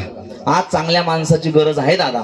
जी माणसं तुमच्या आमच्या तोंडावर चांगली बोलायली ना, तीच माणसं साईडला जाऊन आपली निंदा करायला लागली. चांगला माणूस ओळखायचा कसा? चांगला माणूस म्हणायचं कुणाला? लक्ष देऊन ऐका. म्हणून आज चांगल्या माणसाची काय आहे? गरज आहे. कधीतरी मी नेहमी सांगत असतो, गड्या मंदिरातल्या दगडाकडनं काहीतरी शिकलं पाहिजे. तो दगड, ती मूर्त स्थापन करण्याच्या अगोदर दगडच असते ते. एका मंदिरासाठी, एका मूर्तीसाठी आपण 10-10, 15-15 लाख रुपये खर्च करतो, ऐका. पण एक दगड एकदा मंदिरामध्ये जातो तर देव किंवा संत बनून राहतो. चंद्र सूर्य असेपर्यंत आपण त्या दगडाची, त्या मूर्तीची काय करतो? बोला बोला, पूजा करतो. एक दगड एकदा मंदिरामध्ये जातो तर देव किंवा संत बनून राहतो. दादा, त्याच मंदिरामध्ये आपण दररोज 2 टाइम दर्शनासाठी जातो, पण चांगला माणूस म्हणून जीवन जगत नाही. ही आपली शोकांतिका आहे. हे जरुरी नाही की हर रोज इंसान मंदिर जाए, ये जरूरी नहीं कि हर रोज इंसान मंदिर जाए, लेकिन कर्म ऐसा होना चाहिए इंसान जहां भी जाए मंदिर वहां बन जाए. ज्या ठिकाणी जाऊ दादा आपण, त्या ठिकाणी मंदिरासारखं वातावरण निर्मिती झाली पाहिजे. आताशी वातावरण निर्मिती व्हायला लागली बघा. विठ्ठला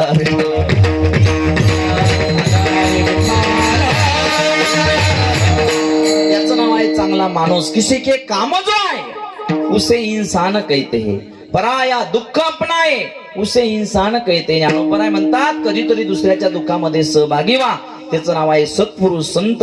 आणि अशा ओरिजिनल संताची जर संगती केली तर महाराज म्हणतात आपल्याला सुद्धा काय होईल? भगवान परमात्म्याची प्राप्ती होईल. म्हणून हरिप्राप्तीची उपाय धरावे संताचे ते पाय. संताचे पाय धरा. महाराज लय वेळाचं सांगायला लागले संताचे पाय धरा. असं एखादं उदाहरण सांगा की कुणी संताचे पाय धरले आणि कुणाला देवाची प्राप्ती झाली. एक उदाहरण सांगतो, सेवेला पूर्णविराम देतो. हे सगळ्यांनी एकदा भजन करा. विठोबा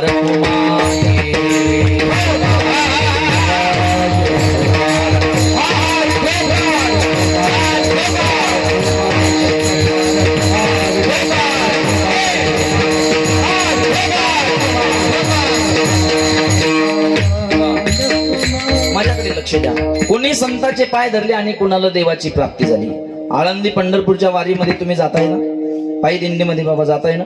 जाताय. कोरोनाच्या अगोदर आळंदी पंढर कोणी संताचे पाय धरले. फार सुंदर प्रसंग आहे, लक्ष देऊन ऐका. आणि कुणाला देवाची प्राप्ती झाली. आपण तर पवित्र कुळामध्ये जन्माला आलो माझ्या दादांनो, ऐका. आळंदी पंढरपूर जी माणसं वारीला जायचे 5-10 वर्षापूर्वी एक भावगीत गाजलं होतं बघा. ते भावगीत सुंदर होतं. कोणी देवाचे पाय धरले आणि कोणाला त्या ठिकाणी, कोणी संताचे पाय धरले आणि कोणाला देवाची प्राप्ती झाली. सुंदर भावगीत होतं. बघता ते कोणतं? सगळ्यांना पाठ आहे. ऐक नाही महिला मंडळी? कुठलं? भक्त पुंडलिकासाठी उभा राहिला विटेवरी, धनी मलाही दाखवाना विठुरायाची पंढरी. त्याच्यामध्ये एक वाक्य आहे, कोणी संताचे पाय धरले आणि कोणाला देवाची प्राप्ती झाली. काय? एका वेशेची मुलगी भक्ती करून धन्य झाली, कानोपात्राला देवाने मंदिरात जागा दिली. एका वेशेची मुलगी. कुणाची? बोला बोला, कुणाची? वेशेची मुलगी भक्ती करून धन्य झाली आणि कानोपात्राला देवाने मंदिरात जागा दिली. 16.5 वर्षाचं वय होतं कान्होपात्रेचं. किती? तुम्ही गीत ऐकलं असेल नाही? जुन्या काळातले गीतही चांगले होते महाराज. काही काही सिनेमातले गाणे सुद्धा असा भाव होता, त्याच्यातून काहीतरी घेण्यासारखा होता. पण आता हे शाळेतल्या कविता, सिनेमातले ऐकू वाटत नाही महाराज, कर्कश वाटतंय. ही जुनी माणसं शाळेमध्ये जायची, त्यांना विचारा. श्रावणबाळाची कविता होती, शेराला तो होते की नाही, धावून आला काळ विवळला श्रावण बाळ. या कविता होत्या. आम्ही शाळेत जायचो त्यावेळेस एक कविता होती, खरा तो एकची धर्म शेजाऱ्याचे बांध कोरावे. हा धर्म आहे कलियुगातला, गेलं ते प्रेम करावे. जुन्या काळातल्या कविता लय सुंदर होत्या महाराज, अतिशय सुंदर. पण आता हे लहान लहान पोरं शाळेत जायला लागले आणि ते चालायला लागले त्या ठिकाणी इंग्लिश मिडियमला. काय कविता आहे, अवघड आहे. त्या कवितेचा भाव बी कळत नाही. आमच्या चुलत भावाचं पोरग आहे 4-5 वर्षाचं, ते घरी आलं पण म्हणे, काका आमच्या मॅडमना, आमच्या गुरुजीनं फोन फार सुंदर मराठीतून कविता शिकवली. म्हटलं म्हण बरं. त्यानं लगेच चालू केलं, पप्पा माझ्या मम्मीचे. काय म्हटलं ते? पप्पा माझ्या मम्मीचे को कमी करा. मी म्हटलं पुढं म्हण ना, मम्मी माझ्या पप्पाची. काय म्हटलं ते? पप्पा माझ्या मम्मीचे, मम्मी माझ्या पप्पाची. मला नाही निघला दम. मी म्हटलं लेकरं कोण्या भूताचे. काय कविता आहे महाराजान, काय अवघड आहे. आणि लहान लहान पोरं कीर्तनात बसेल, तुमची तर शांत बसले पाहिजे शंकरपाळ्या, आहे का नाही? शांत बसले म्हणून बसले, नाहीतर काही काही गावी शांत बसत नाही महाराज. ले सगळ्याच्या नादी लागा कलियुगामध्ये, पण लहान लहान पोराच्या नादी लागायचं. कारण मी 40 पोरायचा बाप आहे. किती म्हणजे 40 पोरं माझ्या संस्थेमध्ये आहे. एवढे चॅप्टर पोरं महाराज, एवढे चॅप्टर आमच्या संस्थेतला 8-10 दिवस झाले एक पोरग शाळेतच गेलो नाही बाबा, शाळेत गेलो नाही, गावातलंच येते शाळेत गेलो नाही. मग मी सरांना फोन केला, म्हटलं सर तुम्ही जा आणि त्याला घरी येऊन घेऊन या, ते संस्थेत नाही शाळेत नाही. मग ते आजोबा बरोबर लिंबाच्या झाडाखाली खेळत होतं आणि खेळता खेळता त्याच्या आजोबा बरोबर खेळता खेळता शिक्षक त्याच्या घरी जायला लागले गल्लीनं, आणि तेवढ्यामध्ये त्याच्या आजोबानं काय केलं, त्या शिक्षकाला बघितलं आणि पोराला सांगितलं, बाळू तू घरात जाऊन लप म्हणे, तुझे शिक्षक तुला आता घरी नेण्यासाठी आले, मी उद्या प्रेमानं तुला संस्थेत आणि शाळेत काय करतो, नेऊन घालतो, लप म्हणे लप. असं म्हटल्यानंतर पोरग म्हणे बाबा मी नाही लपत म्हणे. अरे मास्तर आले तुला मारल बोलल, नाही म्हणे मी नाही लपत. म्हातारा म्हणे मग बाबा तुम्हीच लपा म्हणे. म्हणे मी का लपू, मी मास्तरला खोटं बोलून सुट्टी काढलेली आहे म्हणे. म्हणे मी का लपू, पण मास्तरला असं खोटं बोललो म्हणे की माझा आजा मेला. काय माझा आजा मेला आणि सुतक असल्यामुळं 1 महिना मी शाळेत येऊ शकत. अहो जिवंतपणी मारलं म्हातारा पोरानं सुट्टीसाठी. विठाला विठाला.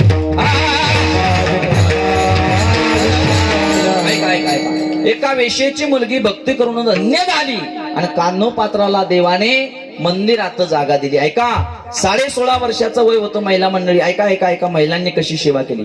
16.5 वर्षाचं वय होतं कान्होपात्रीचं. सूर्यासारखं तेज होतं, धनुष्यबाणासारख्या भुया होत्या.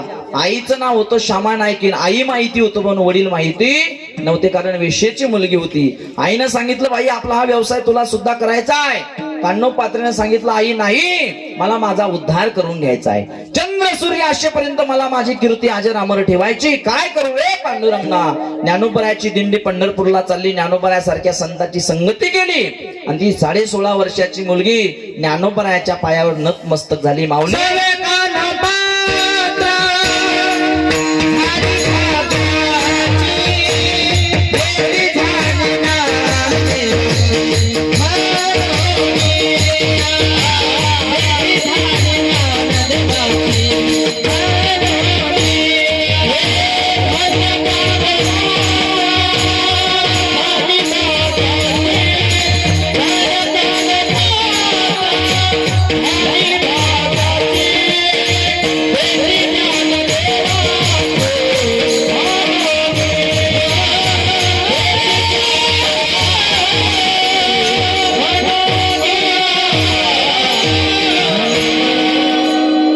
प्रमाण दिलं, पण 2 मिनिटात घेतो मी तुमचं प्रमाण, आत्ताच घेत नाही. ऐका प्रसंग पूर्ण होऊ द्या.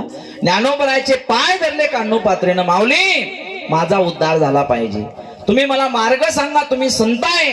ज्ञानोबरायानं कान्होपात्रेला सांगितलं, कान्होपात्रा तुझा उद्धार व्हावा असं वाटत असेल ना, तू इकडं तिकडं फिरू नको, मग मुक्काम दर मुक्काम करत पंढरपूरला जा आणि देवाच्या राऊळामध्ये तुझ्या शरीरामध्ये प्राण आहे तोपर्यंत भगवंताचं नामस्मरण कर. इकडे लक्ष द्या.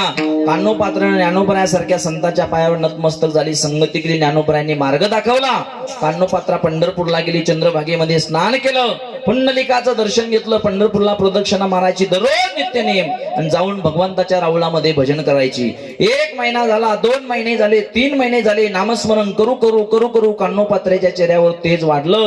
त्यावेळेस पंढरपूर बिदरच्या बादशहाच्या ताब्यामध्ये होतं. म्हणून कर्नाटकाच्या ताब्यामध्ये होतं, म्हणून तो अभंग आहे बघा, कानडाऊ विठ्ठलू कर्नाटकू. आणि बिदरच्या बादशहाचे काही सेवक पंढरपूर व्यवस्थित आहे का, मंदिर वगैरे सगळी काही व्यवस्था व्यवस्थित आहे का म्हणून बघण्यासाठी आले. 4 सेवक घोड्याहून खाली उतरले आणि मंदिरामध्ये जायला लागले.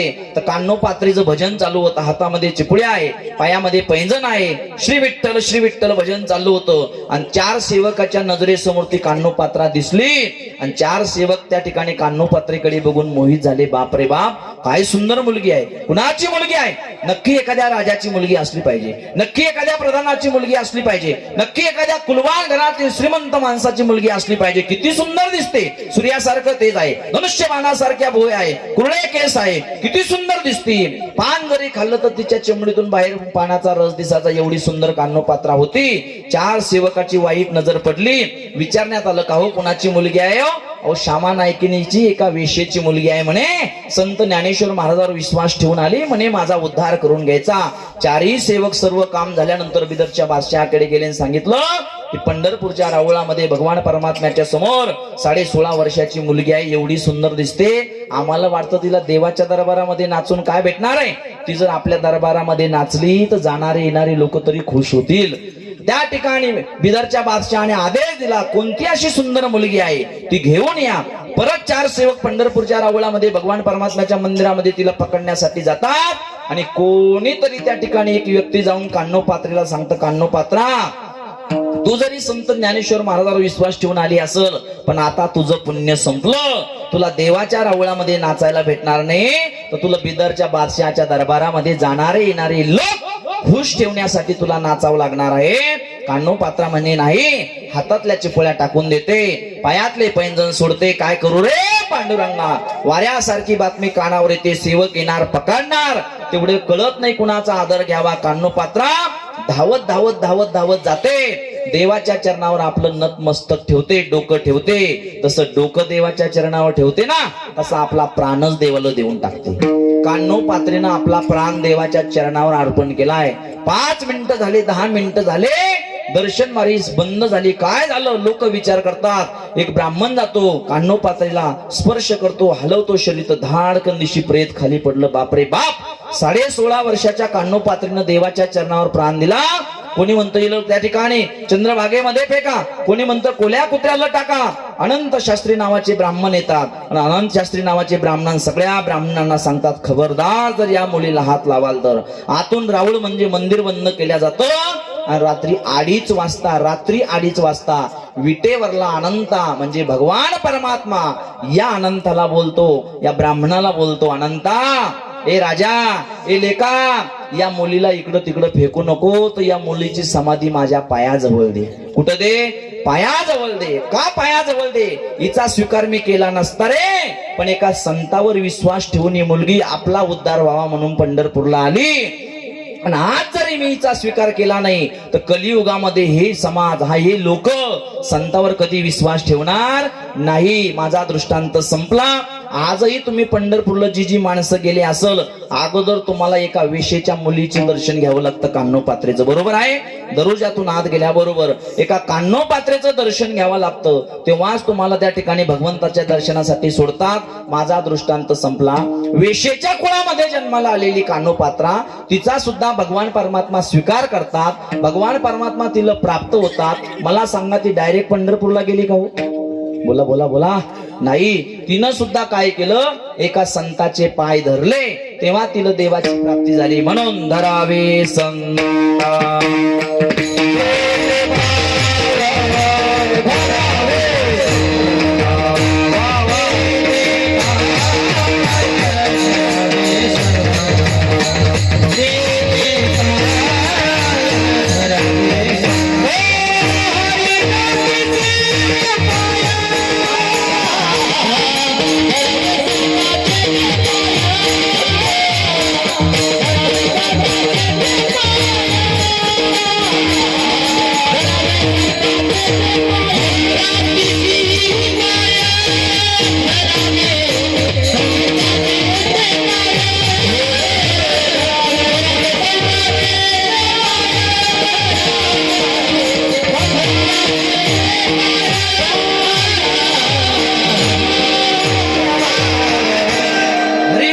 उपाय धरावे संताचे ते पाय, तेने साधती साधने तुटती भावाची बंधने. महाराज म्हणतात, मी सांगतो असं नाही संताविना प्राप्ती नाही, मी सांगतो असं नाही तैसे वेद देती.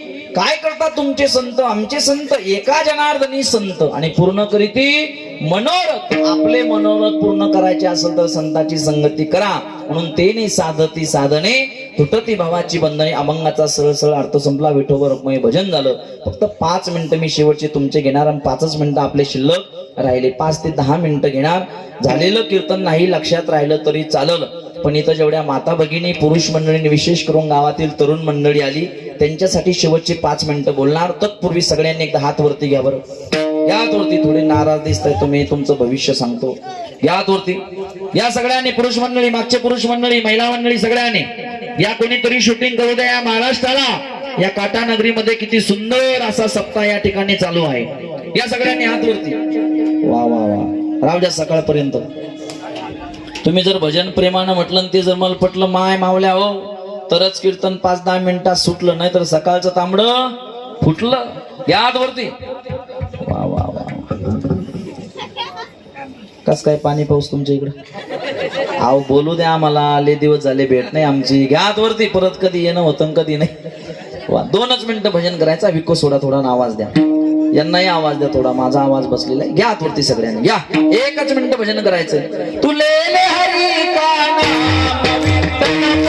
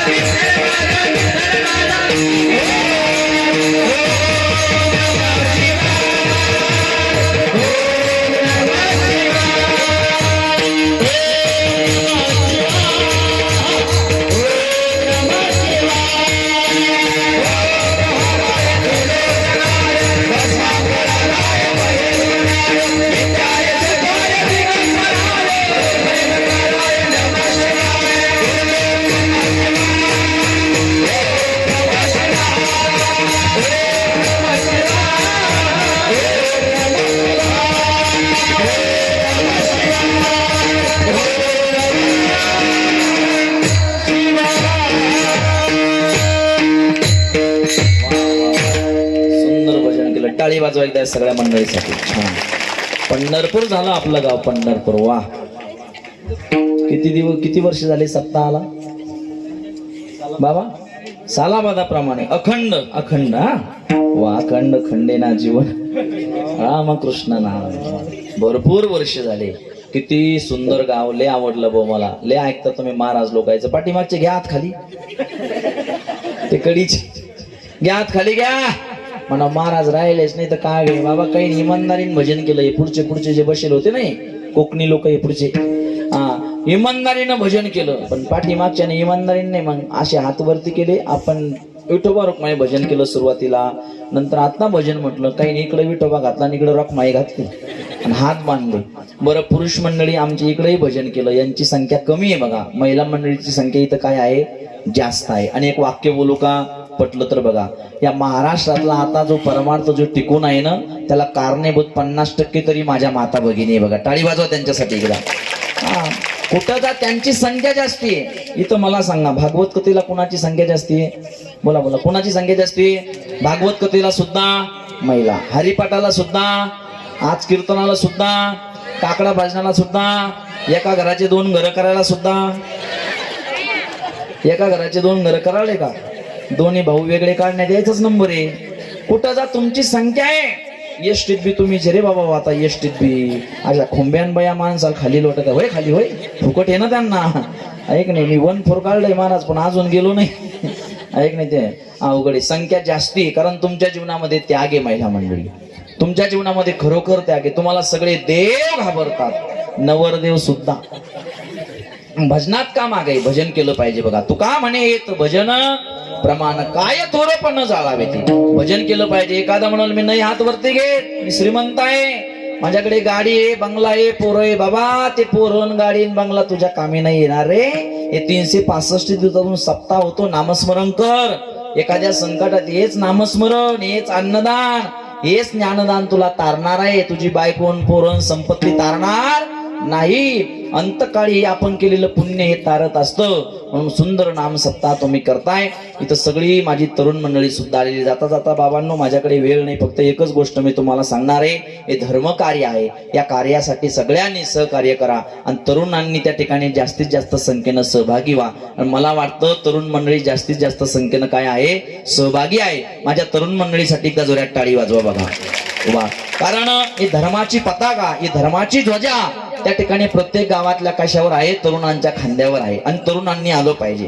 कारण सांगितलेलं आहे, शास्त्रामध्ये सांगितलंय, तरुण मंडळी, तुम्हाला देशाची जरी सेवा करायची असेल, तुम्हाला धर्माची जरी सेवा करायची असेल आणि गावाची जरी सेवा करायची असेल ना, तर तरुणपणामध्ये केली पाहिजे. म्हातारपणामध्ये परमार्थही होत नाही आणि देशाची सेवा होत नाही आणि धर्माची सेवा होत नाही. कारण या महाराष्ट्राचा इतिहास बघा तुम्ही, ज्यांनी ज्यांनी आपल्या प्राणाची आहुती, आपलं शरीर या देशासाठी धर्मासाठी समर्पित केलं, बलिदान दिलं, त्यांनी म्हातारपणामध्ये नाही हो तरुणपण घालवलं. भगतसिंगाला हरामखोर इंग्रजांनी वयाच्या 22व्या 23व्या वर्षी फाशी द्यावी. दादा, माझ्या छत्रपती शिवाजी महाराजांनी तुमच्या माझ्यासाठी वयाच्या 16व्या वर्षी हातामध्ये तलवार घेतली होती. पुरुष मंडळी, काय घेतलं होतं? तलवार. शिवजयंती आली की दारूची बाटली नव्हती घेतली. राजे, तुम्ही पुन्हा जन्माला या आणि तू धाब्यावर जाय बेवड्या. काय आपल्या इथं मला माहिती नाही, पण गावोगावी आता दिंड्या चालू झाल्या आहे. कीर्तनं ठेवतात, पण काही काही गावी टिपाडावर छत्रपती शिवाजी महाराजांचा पुतळा मांडायचा ना, दारू डोसायची, टी शर्ट अंगामध्ये घालायचं, छत्रपती शिवाजी महाराज सारख्या मिशा राखायच्या आणि घोषणा द्यायचा, राजे तुम्ही पुन्हा जन्माला या. एक वाक्य बोलू का? छत्रपती शिवाजी महाराजांचं नाव मोठं करता आलं नाही तर करू नका, पण माझ्या राजांचं नाव लहान करण्याचा प्रयत्न करू नका. माझ्या छत्रपती शिवाजी महाराजांना सुपारीच्या खांडा इतकं सुद्धा व्यसन नव्हतं. आणि त्या छत्रपती शिवाजी महाराजांच्या जयंतीमध्ये जर आपण दारू पिऊन जयंती साजरी करत असल त्या ठिकाणी, तर काय वाटत असेल माझ्या छत्रपती शिवाजी महाराजांना? तरुण पोरांना वेड लागलंय. छत्रपती शिवाजी महाराजांसारखं दिसू नका. छत्रपती शिवाजी महाराजांचे आचार विचार आपल्या डोक्यामध्ये रुजवा, मला सांगण्यासाठी वेळ नाही. छत्रपती शिवाजी महाराजांवर किती मावळ्यांनी प्रेम केलं, बलिदान दिलं ना दादा. आपलं काय प्रेम आहे? टी शर्ट घातलं म्हणजे कोणी छत्रपती शिवाजी महाराज होत नाही. टी शर्ट घातलं म्हणजे मिशा राखल्या म्हणजे छत्रपती शिवाजी महाराज होत नाही. अरे, शत्रूची बहीण होती, मुलगी होती, तिचा सुद्धा आई म्हणून स्वीकार केला, बहीण म्हणून स्वीकार केला आणि चोळी बांगडी करून तिचा त्या ठिकाणी पूर्ण नवस करून सुखरूप त्याच्या घरी पाठवली. यांचं नाव आहे छत्रपती शिवाजी महाराज. एखादी आमची माय माऊली तरुण मुलगी रस्त्यानं चालली रात्री 12-1 वाजता, तर घरी सुखरूप जाईल का नाही सांगता येणार नाही. कुठं छत्रपती शिवाजी महाराजांचा काळ आणि कुठं आपला काळ. छत्रपती शिवाजी महाराज असे जर सांगितले तर लोकांना सहन होत नाही. काही लोकांना, काही जुने लोक कीर्तनकार सुद्धा म्हणतात, महाराज छत्रपती शिवाजी महाराज का हा कीर्तनाचा विषय आहे का? मग इथं काय एखादा अब्दुल्ला सांगायचा का? महाराज तुम्ही एवढं छत्रपती शिवाजी महाराजांचं चरित्र सांगा तुमच्या छत्रपती शिवाजी महाराजांचं या जगामध्ये एक तरी मंदिर आहे का? त्याला म्हटलं, मूर्खा गब्बस रे, माझ्या छत्रपती शिवाजी महाराजांचं या जगामध्ये एकही मंदिर नसल, पण या जगामध्ये जेवढे काही मंदिर आजही तुम्हाला दिसतात ना, ते फक्त आणि फक्त छत्रपती शिवाजी महाराजांमुळे आहे बघा. अरे 33 कोटी देवाची अब्जावधी मंदिर आहे, पण एकही मंदिर नसताना प्रत्येकाच्या हृदयामध्ये ज्यांनी मंदिर केलं ना, त्यांना छत्रपती शिवाजी महाराज म्हणतात. त्यांना आपण कधी विसरलं पाहिजे नाही. छत्रपती शिवाजी महाराजांवर प्रेम केलं महाराज मावळ्यांनी. आता प्रसंग सांगतोय तुम्हाला, लक्ष देऊ नाही का? छत्रपती शिवाजी महाराजांवर प्रेम केलं कर्मवीर भाऊराव पाटलांनी. माहिती ना सगळ्यांना नाव? सांगली जिल्ह्यामध्ये कर्मवीर भाऊराव पाटील नावाचा एक स्थूल पुरुष होऊन गेला. म्हणे कर्मवीर भाऊराव पाटलांनी गोरगरिबांच्या मुलाच्या शिक्षणासाठी शाळेचं काम चालू केलं. तरुण मंडळी घेऊ ना 2 मिनिटं तुमचे, घेऊ ना तरुण मंडळी, लक्ष देऊ नाही का? छत्रपती शिवाजी महाराजांचं नाव कसं असतं आणि कसं जपलं पाहिजे, लक्ष देऊ नाही का? कर्मवीर भाऊराव पाटलांनी गोरगरिबांच्या मुलांच्या शाळेच्यासाठी त्या ठिकाणी शाळेचं बांधकाम चालू केलं. कशासाठी? गोरगरिबांची मुलं शिकले पाहिजे. आणि मुष्टीभर योजना चालू केली. मुष्टीभर म्हणजे प्रत्येकाच्या घरासमोर जायचं, मुठभर धान्य घ्यायचं, म्हणजे त्याला वाटलं पाहिजे या शाळेमध्ये माझा सुद्धा हिस्सा आहे, शाळेला मी जपलं पाहिजे. ऐका, मुष्टीवर योजना चालू केली. धान्य एकत्र करायचं, विकायचं, नेणाऱ्या पैशातून शाळेचं काम करायचं. ही बातमी सांगलीच्या शावकाराला कळाली. शावकारानं कर्मवीर भाऊराव पाटलांना पत्र पाठवलं. पाटील त्या ठिकाणी शावकाराच्या घरी गेले. शावकारांनी चहा नाश्ता वगैरे झाल्यानंतर कर्मवीर भाऊराव पाटलांना सांगितलं, पाटील मुष्टीवर योजना चालू केली, मोठमोठ धान्य करून कधी तुमच्या शाळेचं काम पूर्ण होईल? तुम्ही काय करा, हा 5 लाखाचा चेक घ्या. किती लाखाचा? 2 लाखाचा 5 लाखाचा चेक घ्या, मी श्रीमंत आहे, 250 एकर माझा ऊस आहे, कारखाने आहे, मग हा 5 लाखाचा तुम्ही चेक घ्या आणि या 5 लाख रुपयामध्ये तुमच्या शाळेचं काम तुम्ही काय करा, पूर्ण करा. कर्मवीर भाऊराव पाटलांना आनंद झाला. कर्मवीर भाऊराव पाटलांनी ते 5 लाखाचा चेक घेतला, खिशामध्ये टाकला, निघणार तेवढ्यामध्ये सावकारांना आवाज दिला, पाटील तुम्ही 5 लाख रुपये चालवले, हा चेक चालवला, पण त्या ठिकाणी माझी एक आट आहे. काय आहे? एक आट आहे. पाटील त्या ठिकाणी थांबले, कर्मवीर भाऊराव पाटील, आणि विचारलं, सावकार तुमची काय आट आहे? पाटील माझी आट अशी आहे, माझे 5 लाख रुपये नाही म्हणून तुम्ही आता शाळेचं बांधकाम पूर्ण करणार, पण शाळेला जे छत्रपती शिवाजी महाराजांचं तुम्ही नाव दिलेलं आहे ना, माझी आट आहे शाळेवरलं छत्रपती शिवाजी महाराजांचं नाव काढा आणि त्या शाळेला मी 5 लाख रुपये देऊन राहिलो म्हणून माझ्या बापाचं नाव द्या. कर्मवीर भाऊराव पाटलांनी 5 लाखाचा खिशातला चेक घेतला तरुण मंडळी आणि त्या सावकाराच्या तोंडावर फेकून मारला आणि त्या सावकाराला सांगितलं त्या ठिकाणी, सावकार हा कर्मवीर भाऊराव पाटील इथून मागं 10 घरं मागत होता, इथून पुढे 20 घरं मागल आणि वेळ आली ना हा कर्मवीर भाऊराव पाटील स्वतःच्या बापाचं नाव बदलल, पण छत्रपती शिवाजी महाराजांचं नाव शाळेला दिलेलं कधी बदलणार नाही. याला माणसांची निष्ठा दादा, याला म्हणायचं प्रेम. म्हणून धर्मासाठी एकत्रित या. आपल्या धर्मामध्ये विभक्ती व्हायला लागली, बाकीचे धर्म बघा कुठं चालले, आणि तरुणांनी धर्मासाठी एकत्र आलं पाहिजे. आणि कुठंतरी तरुण मंडळी धर्मासाठी एकत्रित आली म्हणून मला अभिमानानं सांगा वाटतंय की अयोध्येमध्ये सुद्धा राम मंदिर झालं. आपला धर्म एकत्र आला नसता, आपली माणसं आपली तरुण मंडळी एकत्र आली नसतो तर हजारो वर्षापासून, कितीतरी वर्षापासून पेंडिंग पडलेलं राम मंदिर 22 जानेवारीला माझा रामलल्ला त्या ठिकाणी स्थापन होणार आहे. म्हणून धर्माची एकता पाहिजे. आपल्या धर्माची एकता असेल ना पुरुष मंडळी, एक वाक्य बोलू का तुम्हाला? आपल्या धर्माची जर एकता असेल ना तरुण मंडळी, आता अयोध्येमध्ये मंदिर झालंय, पण अशीच आपली एकता असेल ना, एक दिवस आपण पाकिस्तानमध्ये सुद्धा राम मंदिर केल्याशिवाय राहणार नाही. कुठे? पाकिस्तानमध्ये. पण आपल्या धर्माची एकता पाहिजे. सांगू तुम्हाला, हमें हिंदुओं में इतनी ताकत है कि हम गुलाब को कमल बना देते तो सारे जग में भगवा ही भगवा लहरा देते. हमें हिंदुओं में इतनी ताकत है कि हम गुलाब को कमल बना देते तो सारे जग में भगवा ही भगवा लहरा देते, लेकिन कम वक्त हिंदुओं में एकता नहीं, वरना अयोध्या की क्या बात है, हम पाकिस्तान में भी राम मंदिर बना देते. पण त्याच्यासाठी आपल्या धर्माची एकता पाहिजे. म्हणून धर्मासाठी त्या ठिकाणी जीवन समर्पित करावा असं वाटत असेल तर तरुणपणामध्ये करा. तरुणपणी त्या ठिकाणी परमार्थ असतो. तारुण्य हे त्यागाने शोभतं आणि आपला त्याग सुद्धा तरुणपणामध्ये शोभतो. या महाराष्ट्रामध्ये ज्यांचे पुतळे उभे राहिले, ज्यांचे स्मारक झाले, त्यांना तरुणपण आपलं देशासाठी धर्मासाठी खर्च केलं. धर्माचं रक्षण करा. इथं जेवढ्या काही विना लग्नाच्या मुली आलेल्या आहे ना, कॉलेजला जाणाऱ्या, शाळेला जाणारा, माझ्या बहिणीसाठी एकदा जोरात टाळी वाजवा. तुम्ही वाजवा टाळी. आणि इथं बसलेल्या मुलींना सुद्धा माझी एक विनंती, प्रत्येक कीर्तनामध्ये मी 5 मिनिटं मुलीवर बोलतो. बहिणींनो, मला रक्ताची बहीण नाही गड्या, तुम्ही माझ्या बहिणी आहे. खरंच आम्ही दोघं भाऊ आहे, मला रक्ताची बहीण नाही, तुम्ही माझ्या बहिणी आहे. जाता जाता हे वाक्य घरी घेऊन जा. कोणीतरी सिंदखेड राजावरनं सतीश महाराज डोई पुढे आले होते आणि त्यांनी आपल्याला एक वाक्य सांगितलंय. बहिणींनो लक्ष देऊन ऐका, इथून पुढे तुम्हाला कॉलेजचं शिक्षण घेता आलं नाही, पोरींनो तर घेऊ नका. तुम्हाला शाळेचं शिक्षण घेता आलं नाही तर घेऊ नका. घरामधला स्वयंपाक पोरींनो बहिणींनो करता आला नाही तर करू नका. आई वडिलाची सेवा करता आली नाही तर करू नका. शेतातलं काम करता आलं नाही पोरींनो तर करू नका. पण या भावाचं वाक्य घरी घेऊन जा. कोणतीच गोष्ट करता आली नाही घरातली तर करू नका, शेतातली करू नका, शाळा शिकता आली नाही तर शिकू नका. पण विठ्ठलासारख्या बापाची आणि रुक्मिणी सारख्या आईची मान या गावामध्ये आणि परिसरामध्ये कधी खाली जाऊ देऊ नका. झाला तुमचा परमार्थ. बहिणींनो, आपला बाप गरीब असतो गड्या, झोपडीच्या घरामध्ये राहतो. गरीब बापानं झोपडीच्या घरामध्ये, गावामध्ये एका कोपऱ्यामध्ये राहून, झोपडीच्या घरामध्ये राहून गरीब बापानं कमवलेली इज्जत कोणता श्रीमंत मनुष्य पैशानं खरेदी करू शकत नाही. पण थोड्याशा चुकीमुळे आपल्या मायबापाला खाली मान घालून जाण्याची वेळ येते. हे कार्य कधी करू नका. झालेली कीर्तन रूपी शिवाय याच ठिकाणी सांगतो, पूर्ण विराम देतो. सांगण्यासाठी वेळ नाही बघा, भरपूर काही मुद्दे असतात. म्हणून सगळ्यांच्या चरणी विनम्र माता ठेवतो. पुनश्च एकदा आमच्या दादांमुळे या ठिकाणी येण्याचा योग आला. ऋषी महाराजांनी फोन केला होता. आमचे दादा सुद्धा, भागवतकार महाराज सुद्धा समोर आहे. सगळी माझी ज्येष्ठ श्रेष्ठ गुरुबंधू मंडळी, साऊंड सिस्टीम बघा, बोलण्यासारखं भरपूर आहे.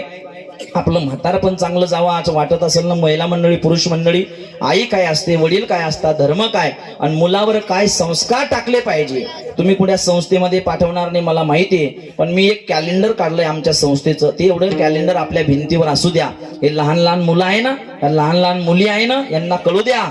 आई काय, वडील काय, धर्म काय, संस्कृती काय, आई वडिलाची मान कशी खाली जाऊ द्यायची नाही, त्यांच्यासाठी फक्त 20 रुपयाचे एक कॅलेंडर आहे. ते कॅलेंडर प्रत्येकानं आपल्या भिंतीवर ठेवा. ते विचार वाचल्यानंतर तुम्हाला कळल किती सुंदर आहे. आणि म्हणून एक कॅलेंडर 20 रुपये तुमचे पुढी खाण्यामध्ये जाईल, थुंकण्यामध्ये जाईल, पण एक आठवण कीर्तनाची म्हणून एक कॅलेंडर घरातल्या लहान लहान लेकरांसाठी आपल्या भिंतीवर ठेवा. फक्त 20 रुपये त्याची किंमत आहे. 15 रुपये छापायला लागले, 5 रुपये संस्थेच्या मुलासाठी जातात. असो, सगळ्यांच्या चरणी विनम्र माता ठेवतो. याच ठिकाणी सेवेला पूर्णविराम देतो. ज्ञानेश्वर माऊली भजन होईल. आता उद्याच्या सूचना होईल. आता काही चाल होणार नाही. सूचना झाल्याशिवाय माझ्या कीर्तनात कोणी उठायचं नाही. तुम्ही थोडे नाराज दिसायला लागले. म्हणून नाराज आहे का तुम्ही?